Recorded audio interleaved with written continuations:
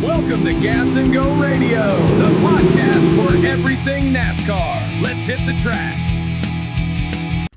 Good evening, everybody. Hope everybody's doing well. This is Dave here with episode 3 of Gas and Go Radio, after a very successful Daytona debut for the 2026 official points-paying race to start the season. Got a lot to talk about tonight, so let's kind of jump into it. Remember, this is a one-man podcast. I'm doing this pod and anything racing related in memory of my father, who passed away in early November. Racing was probably the biggest hobby he had and probably the biggest thing he and I did together over the last 15 or so years. So, pretty good weekend. Let's kind of jump into it. Let's kick it off with Friday, because Daytona wasted zero time in making sure we got the heat this weekend. We opened Truck Series qualifying, rolled straight into practice sessions, and then the big show Friday night, the Florida 250 under the lights. The field was stacked, and the storylines were even bigger than what we anticipated. It was kind of interesting to watch the truck race. We had Travis Pastrana. I almost called him Travis McFarland. That would have been cute.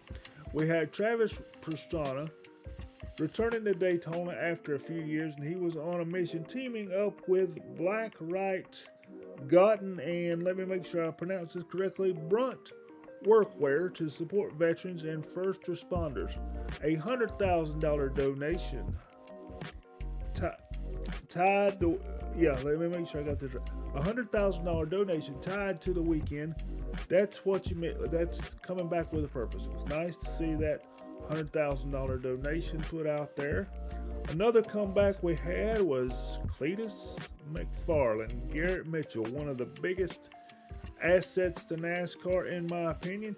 He made his first ever NASCAR National Series start running under his legal name, Cletus McFarland Mitchell.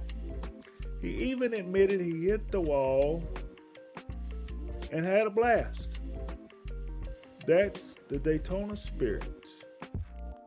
I think Cletus made it 6 laps or so before he kind of got introduced to being a little loose at Daytona, and what it meant to be loose at Daytona. Kind of jumped out of the pack there and hit the inside wall on about lap 6 or 7. I hated to hear that for Cletus. All right, let's kind of jump into the other fun. Natalie Decker. Social media went nuclear on Miss Decker, and I have a little bit of an opinion on that.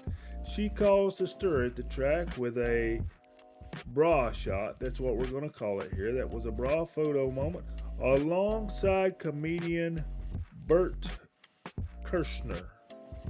Daytona always finds a way to keep people talking, don't they? I get it. Natalie is a racer. I have seen what social media does to Natalie. I have seen what the jealous males out there do to Natalie. I have seen the males talk because they are jealous and they can't control their hormones or that thing in their drawers. I totally get it. NASCAR has had a infiltration of females over the last few years. Some are there it feels like they're there for driving. Some are there for the endorsements and the popularity of, again, the male and sometimes female audience, if you will. And I get it. Natalie and Bert had a little fun. I saw the picture myself. People kind of tease Natalie to keep her driver suit pulled up for the rest of the weekend, or hey, we see what pays the bills. I get you. But let people have a little fun. That's my take on it. Let people have a little fun. I totally understand, where some of the folks come from, that Natalie does this for her appearance, and she does this for money and endorsements, not necessarily so much the racing side of it. I can see that point of view, but none of us really know what it's all about. We see her and her husband out at racetracks all the time. We see her being good to children. We see her being good to fans. I don't really care, what her reasoning is for doing it. If Natalie's happy, if her bills are paid, she's satisfied, and she's living a good life, who cares? Who cares? I don't understand why we have to be so emotional over something like that. Who cares?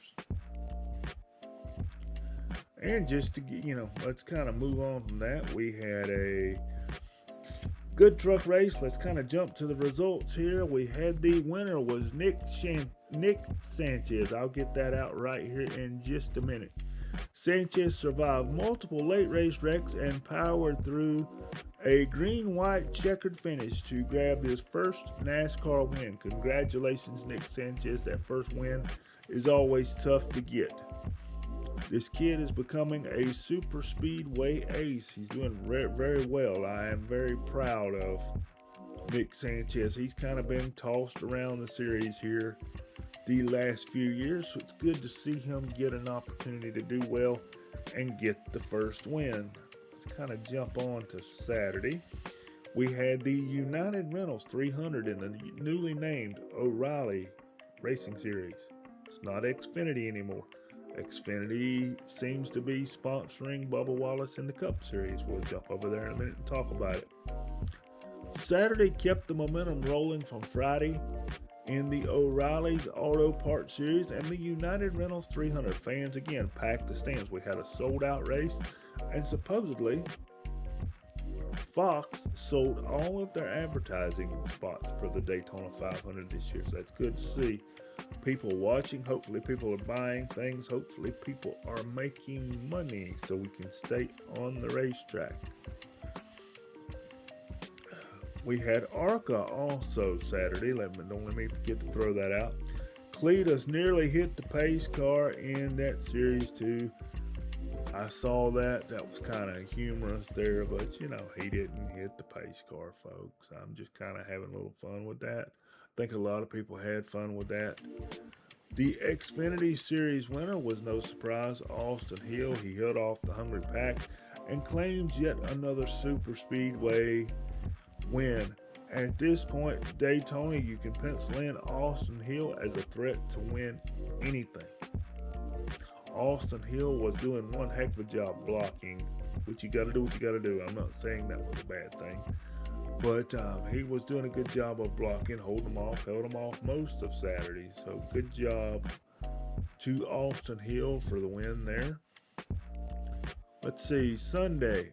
Oh man, oh boy. Sunday was one for the books. It was the 68th running of the Daytona 500. Delivered everything we love about the sport. Speed, chaos, heartbreak, and a finish to be replayed for years. I do agree with that. A 20-car wreck reshaped the entire field early. Elliott and Keselowski both faced heartbreak again in the final laps. Zane Smith grabbed stage one, and last lap chaos turned into pure Daytona madness. That's what that was. That was just pure madness, in my opinion. Let's see. Reddick was the one that survived the absolute mayhem, including a massive stage 2 big one, and powered his way to victory, giving Michael Jordan and 23XI Racing their first Daytona 500 win. MJ said, "It felt like winning a championship." And honestly, the celebration looked exactly like it, to be honest. He and Tyler Reddick were seen raising the Daytona 500 trophy together at the end. Of course, maybe not so high because Tyler Reddick is quite a bit shorter than MJ. The race had everything: emotion, carnage, redemption, and one superstar owner celebrating like he had just hit the last shot of the finals, which that's kind of what it felt like. I did it, that was kind of what crossed my mind there when I wrote that in the script. So we had Tyler Reddick getting the win for 2311. There had to be some redemption for 2311 after everything they went through in the offseason with the court proceedings. It was good to see them get the win. Good to see a feel-good moment for Denny Hamlin. As we know, Denny Hamlin lost his father in a house fire in December, and his mother was at the race with him, supportive, seen taking pictures before the Daytona 500 and healing from her issues and injuries. I don't know much about that. Don't want to dive in. Don't want to speculate. But this weekend, we're not done. We've got all three series again in action this weekend, and we're not done with the superspeedway style racing. We're just taking it to a smaller racetrack, 1.5 mile. I believe it's called Echo Park Speedway now, but I call it still Atlanta Motor Speedway. So just as we're catching our breath from Daytona, here we go. We're rolling into Atlanta Motor Speedway. And history tells us, if anything, this place is going to be an absolute madhouse. Again, this weekend for two super speedway style races in a row. Here's what's on tap. The Cup Series guys return to the high banks of Atlanta for another drafting style showdown. Expect the same as Daytona. As I mentioned, and the game of chaos and heartbreak will be back. For the drivers that ran well at Daytona, Reddick, Blaney, Keselowski, Chastain, they're all going to be in the hunt and have another shot at it again. We've got all three series up this weekend. We've got the NASCAR O'Reilly Series and the Raptor King of Tough 250. We've got the NASCAR Craftsman Trucks and the, let me make sure I get this right, the FR8 208. I'm not sure I'm saying that correctly, so please forgive me.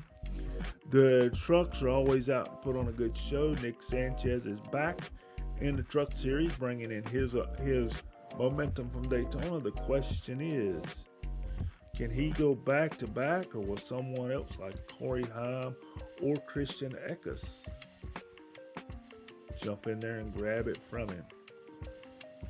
So you'll have to watch both the O'Reilly Series and the Craftsman Truck Series to see if Austin Hill can get another one, or Nick Sanchez can get another one, or if Tyler Reddick can get another one at the Sunday race, the Am Better Health 400.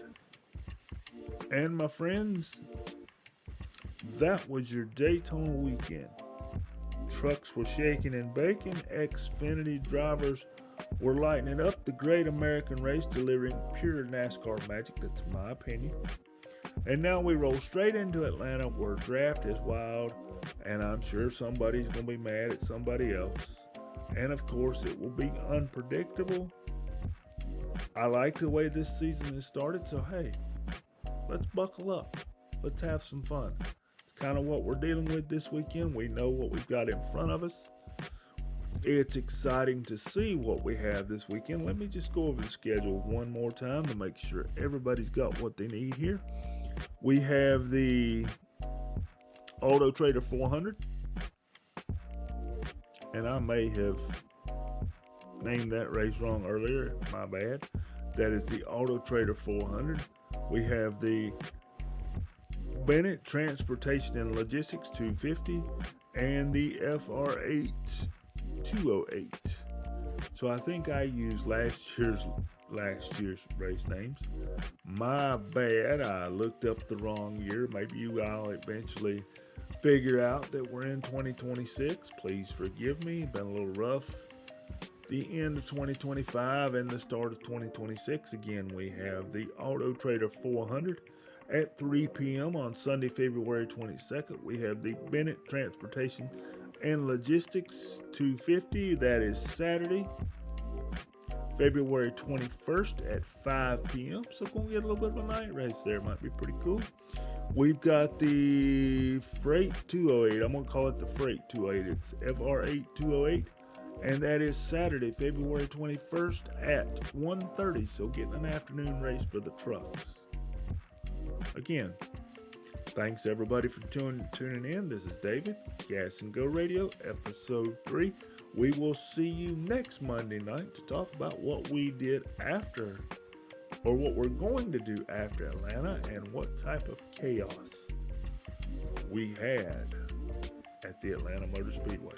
Tried a new format this week. Got some notes up in front of me. I think we did pretty well, other than naming the races wrong, but that's okay. I make mistakes. Let me know your thoughts. Let me know your opinions. I'm going to try this format again next week. Just kind of go over the headlines, talk about what we've got going on the following week. Other than that, this is David, Gas and Go Radio. Everybody have a good week. We'll see you next week.